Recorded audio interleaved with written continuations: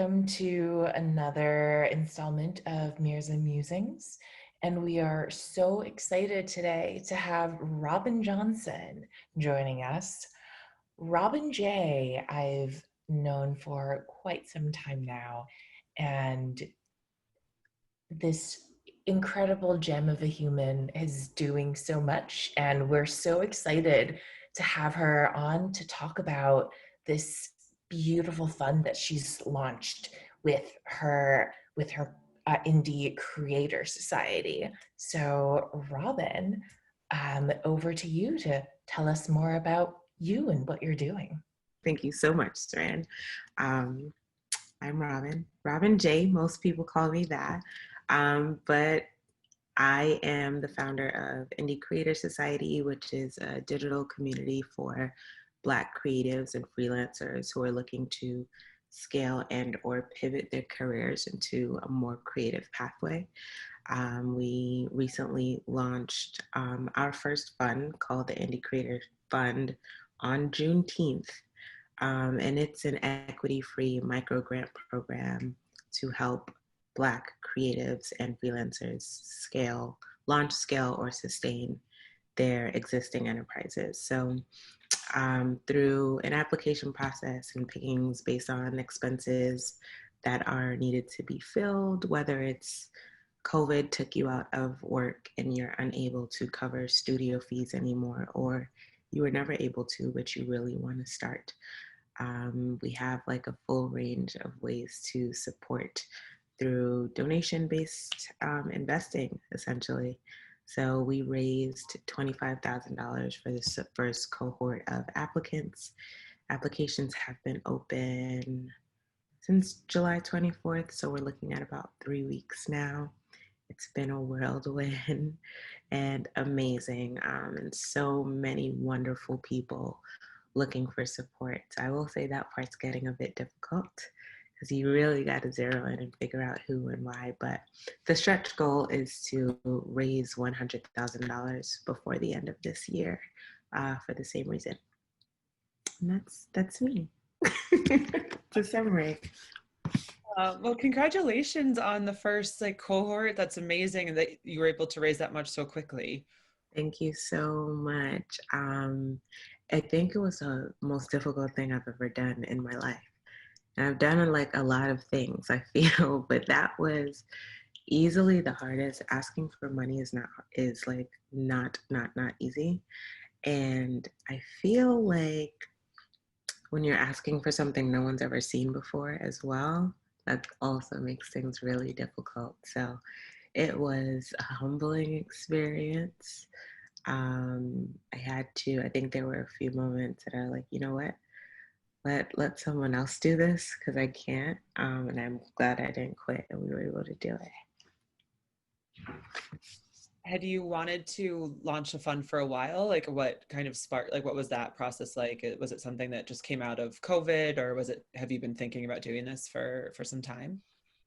I've been thinking about transitioning into venture capital, honestly, I think it's the Silicon Valley bug. So probably since I moved to San Francisco, because I started seeing the same problems that I saw in every industry, which is we already have issues with access when it came to getting jobs and things like that, but getting money was an entirely different ballgame. When I say we, I'm talking specifically about Black creatives and entrepreneurs overall. So when I came out to San Francisco, I was just like, okay, I could be a VC in like 5 to 10 years or so. And I just started thinking about mulling around what I would do in that space specifically. The grant opportunity, so for the Indie Creators Fund, that was definitely sparked from COVID. I thought it would be a good way to kind of get me on the path to venture capital and make some real change there. But at the same time, a way to just be charitable and help the same group of people that I want to support. Yeah. So we know that you're looking to hit 100K for this year. What is your vision for the fund beyond that? We'd love to learn more and be able to share with everyone where Yes. So beyond the fun, and honestly, I want to do 1 million. That's really what I want to do. 100K. I think when it comes to goal setting and things like that, I'm working really hard on doing small micro goals, just these little milestones that I can potentially hit with a fixed date. But all of that is in preparation for the $1 million. That's really what I would love to do, to say we were able to reinvest 1 million in creatives and creative entrepreneurs specifically. I don't have a timestamp on that though. I don't know. I don't know when. Maybe a year, maybe less than a year. If we could do it, that would be beautiful. But that's one, raising $1 million and reinvesting that. But also, we're going to really be facilitating a lot of community programming, both, of course, virtual, but live when the world opens up again. Making sure that it's not just about giving money away and reinvesting that way, but resources go beyond money. So really building really sharing my own relationships and connections with this community of people who could use help. So there will be mentor programs. There's going to be a pitch competition for creative tech entrepreneurs later in the year. God willing, everything works out. And just a lot of different programming like that. We're launching a Discord as well before the year is up, where we can really have creatives connect to each other and connect each other to opportunities, opposed to just Instagram and emails. Yeah. That's cool. Absolutely love that. Love the million stretch goal. And also, the level of support is absolutely what's needed. It's not just money, it's actually having the resources. Yeah. So, this is a beautiful approach. Oh, thank you. And so, speaking of support, how can we and viewers support you and support the fund and support Indie Creator Society? Oh, share, please. I will say, I think the only reason we even got to the 25K, I literally only put this on Instagram. I put this on Instagram and then I think LinkedIn the week before our 30-day deadline. And I think it was true proof that word of mouth marketing is still the best ever. If it wasn't for the amount of people sharing and commenting and tagging people who could even just benefit, I don't think we would have been able to do it. So even just sharing, if you're not able to make a donation, a share is like the biggest help that you can make. How else? Additionally, I mean, I am, again, growing our Rolodex of like executive creatives who can come in and mentor and coach some select folks that are a part of the community. So I am looking for more people in creative director or senior art direction roles who don't usually get the chance to do one-on-one mentoring. I feel like nobody taps creatives often when it comes to business scale. Also looking for a few marketing leads from really cool companies to come and chat with this group as well. So if you guys know anyone, or if you are one, please reach out and it will be great to talk. And that's mostly it. Support and volunteer your time if you have it, if you want to support, even if you're not one of the roles that I just mentioned. There's always space for help, and I'm not turning down help anymore. Saran knows I used to do that a lot. He's like, no, it's fine. We got it. But I realize what we're doing here, and we definitely need all the support and minds and hands that we can get. So if you want to volunteer some time and talk to some amazing creatives and business owners, I would love that as well. Absolutely, we'll share as much as we possibly can. But just kind of peeling apart that like asking for help piece, because I know you mentioned it a little bit earlier. What like has been the biggest, is that the biggest takeaway that you've had in this whole process? And like, what does asking for help look like for you, and how have you reframed that as like just, as like a female founder or someone like working in this space? Yeah, that is 100% the biggest lesson I've learned. I think we're going to get super deep really quick, but I feel like I am, I wear this like invisible superwoman cape, and I've worn it my entire life because I felt like I have to. I'm from Caribbean parents who are very strict and very strong, and they taught me very young to be independent. But independence doesn't necessarily need to mean alone. And I've had to unlearn that quite a bit, that I can equally be independent and run a corporation and do all of these things while having the support of a lot of people, while actually having a team. So I've learned to delegate. I will say that. I've learned to delegate and tap people who have skills that I also have, but don't need to use, just so I can focus on really building investor relationships and donor relationships and building out the back end of what all of this looks like. Um, so yeah, I think that's the biggest thing I've learned, and also what I've done to change. Delegate. I've hired 3 people, and I'm bringing on 2 interns in 2 weeks, so like the top of September. We're gonna get this done. So I'm that's it. so thrilled when you have a team. I am. I will say that you, Saran, truly, truly inspired and helped with that, because I think on our last conversation, I'm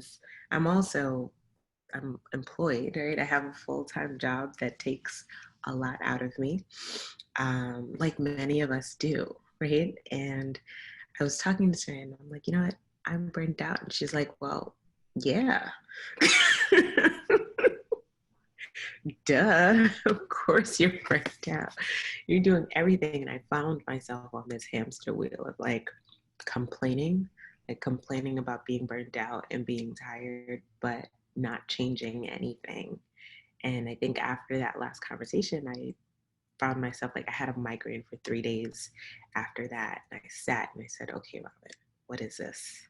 What are you going to do? Because you can't sustain both. So you're either going to quit your job and do this fund full time, or you're going to do both and get help. So can't quit my job because rent in California is really expensive. But um, and I like my job quite a bit. But hiring a team was really, really important. And I was able to hire my friends, and that was great too. That's incredible. It's so Yeah, good. And glad that the talk helped. I'm not sure if I gave you that migraine, so hopefully also from me. I would love to ask, because this is, we talked about the power of just networks and putting it out there and sharing, just to put it out there into the universe and our networks and people who can see. Tell us some of your dream contacts, not just for the fund, definitely for the fund, for mentors, for investors, but also for you as you enter the VC landscape. Who are some dream folks that you want to be in touch with? oh my gosh, I've got a long list. First, Michelle Obama. Okay, let's see. I am really inspired by Arlen Hamilton, or Arlan. I'm never totally sure how to pronounce her name. Um, but she is amazing. And I love how we're similar in the fact that we have a very, very niche audience who we want to target when it comes to support and help. And she is so like 100% herself. She's completely authentic, and it's just like, you're either with me or you're not. And if you're not, that's fine. But if you are, great. So I'm super inspired of her, and she's someone I would really love to talk to soon. Um, who else?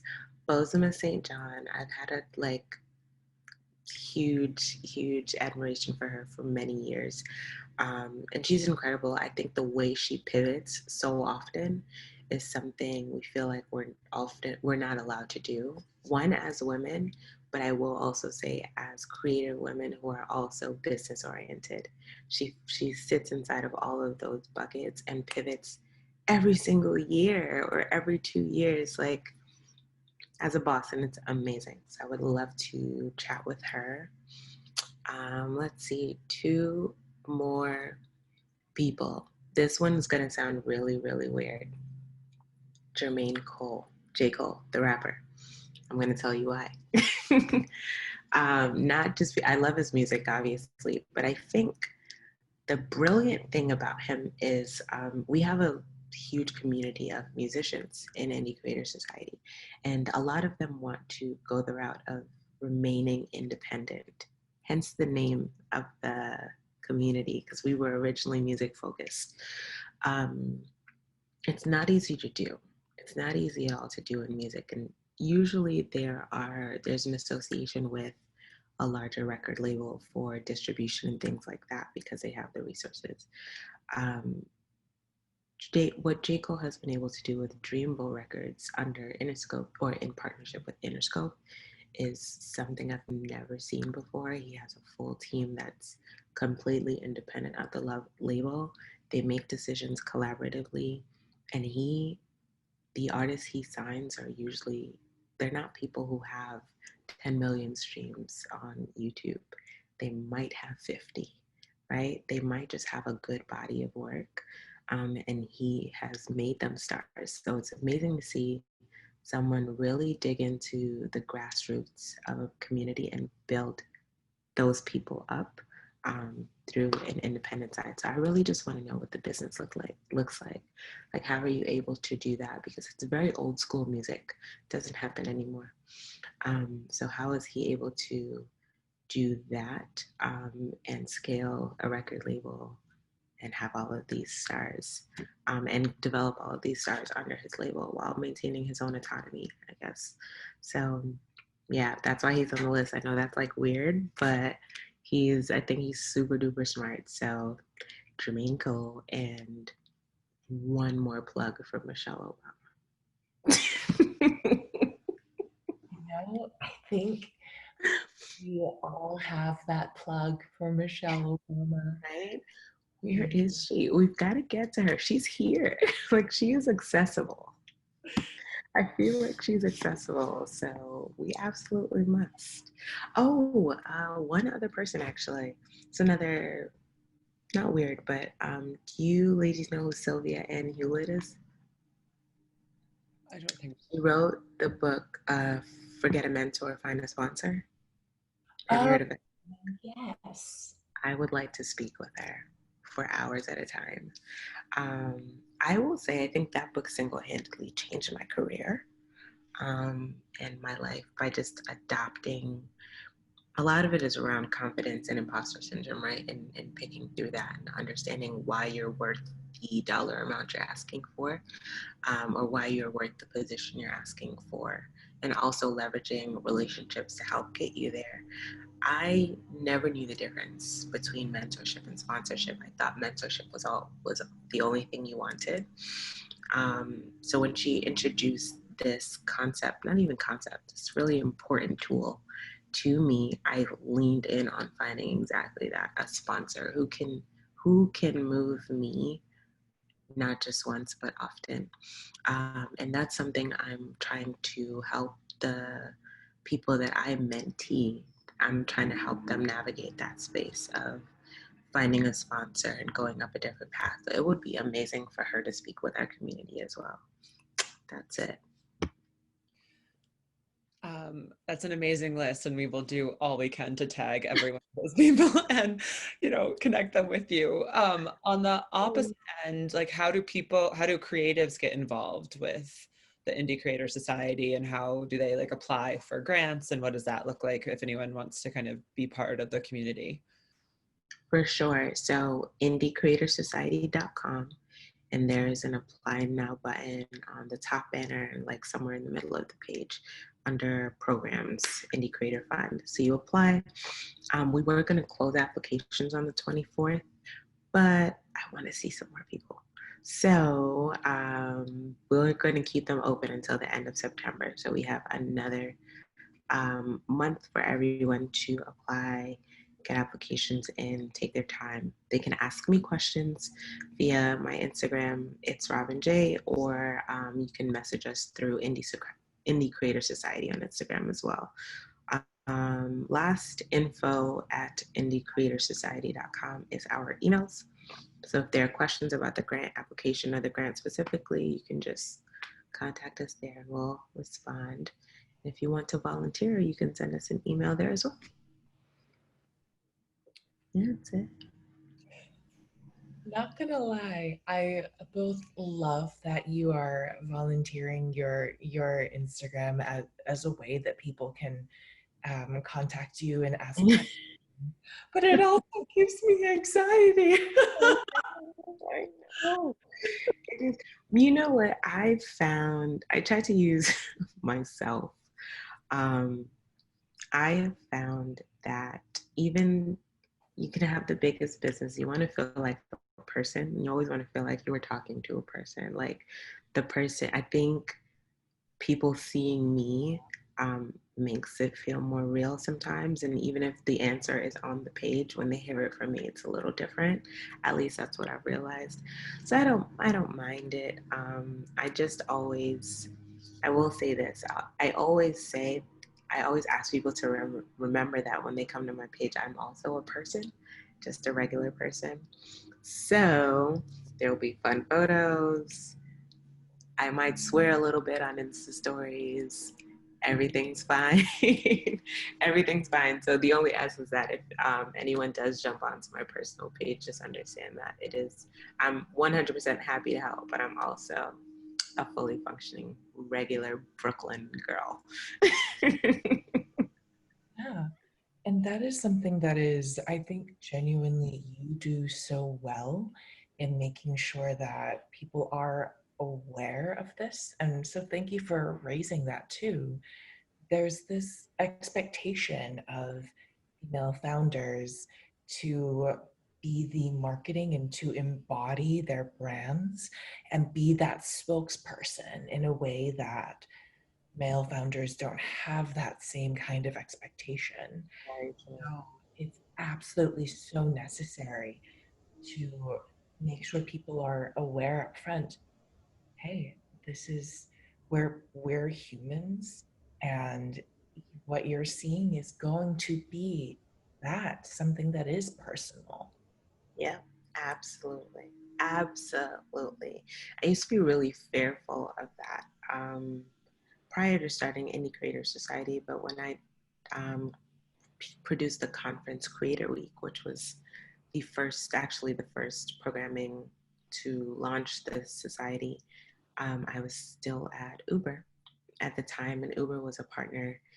And there was huge pressure for me to stand in front of the Creator Week brand as a spokesperson, but also shrink as like an employee of Uber, and shrink as like Robin J as a person because of this conference that everyone was talking about. And it was the most like it made me feel small overall. So I couldn't even enjoy the excitement of the conference doing well or people talking about it or anything else because while producing it and immediately following it, I could not be myself. I couldn't. So I stripped that. I'm like, I don't want to do that anymore. I'm happy to stand beside or in front of the brands that I create, but not at the sacrifice of like my own personal happiness or experience. I don't think we should be asked to do that. But yeah, Thank you Yes. for of course, seriously. of course. Awesome. Well, I think we can wrap up here. And yeah, so we will just plug everything, tag everyone, share all of the information. And yeah, this is so cool. I'm so excited for you. Uh, Thank you so yeah. much. I'm excited as well. And thank you both for sharing your platform with me and with this community. It means a whole lot. So I really, really appreciate it. And I'm glad we were able to do it. Well, we are just so excited to see you in, let's not call it 5 years, in 2 to 3 years, the head of your VC empire. Oh, I can't wait. Please speak that into existence. We're manifesting it.